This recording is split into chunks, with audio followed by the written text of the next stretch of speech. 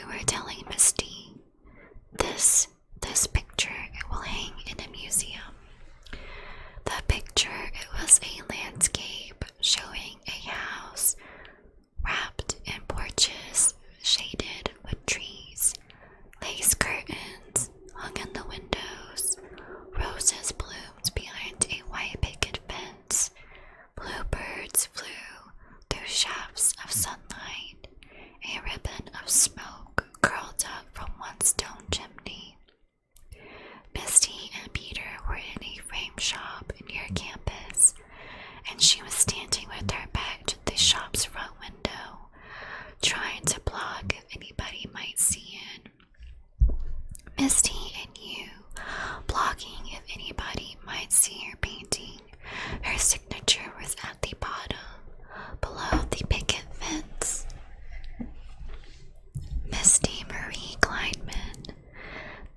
The only thing missing was a smiling face, a heart doting the eye in Kleinman. Maybe a museum of quiche, she said. This was just a better version of what she'd been painting since childhood, her fantasy village, and seeing it felt worse than seeing the worst, most fat naked picture of yourself ever. Here it was, the trite little heart of Misty Marie Kleinman, the sugary dreams of the poor, lonely 6-year-old kid she'd be for the rest of her life. Her pathetic, pretty, rhinestone soul, the trite little secret of what made her feel happy. Misty kept peeking back over one shoulder to make sure no one was looking in. No one was seeing the most cliche, honest part of her, painted here in watercolors. Peter, God bless him, he just cut the mat and centered the painting inside it. You cut the mat. Peter set up the miter saw on the shop's workbench, and he cut the lanes for each side of the frame. The painting, when Peter looked at it, half his face smiled, the psychomatic major pulling up one side of his mouth. He only lifted the eyebrow on that side. He said, "You got the porch railing perfect." Outside, a girl from art school walked by on the sidewalk. This girl, her latest work, was stuffing a teddy bear with dog shit. She worked with her hands inside blue rubber gloves, so thick she could almost not bend her fingers. According to her, beauty was a stale concept, superficial, a cheat. She was working a new vein, a new twist on the classic dated theme. In her studio, she had the little teddy bear already gutted out, its fake fur spread open autopsy style, ready to turn into art. Her rubber gloves smeared with brown stink, she could hardly hold the needle and red suture thread. Her title for all this was Illusions of Childhood. Other kids at art school, kids from rich families. The kids who traveled and saw real art in Europe and New York, all of them did this kind of work. Another boy in Misty's class,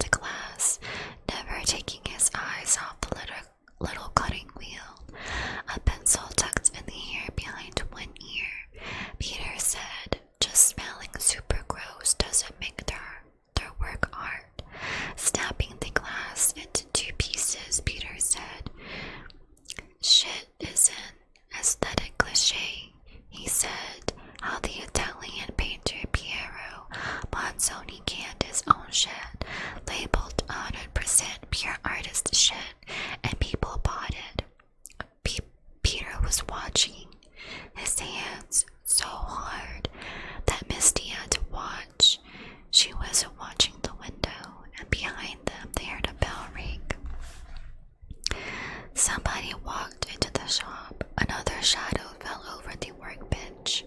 Without looking up, Peter went, "Hey," and this new guy said, "Hey." The friend was maybe Peter's age, blonde with a patch of chin hairs, but not what you'd call a beard. Another student from the art school. He was another rich kid from Waynesea Island, and he stood, his blue eyes looking down at the painting on the workbench. He smiled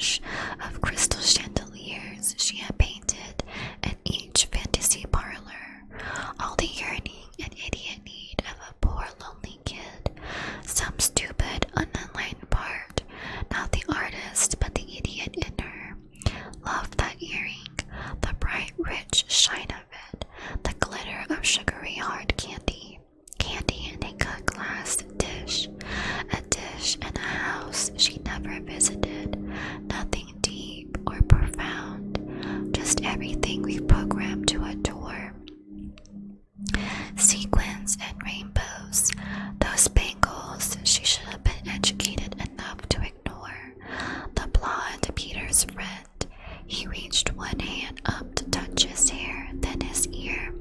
His mouth dropped open so fast his gum fell out onto the floor. Your friend. And you said, "Careful, dude. It looks like you're stealing her away from me." And the friend.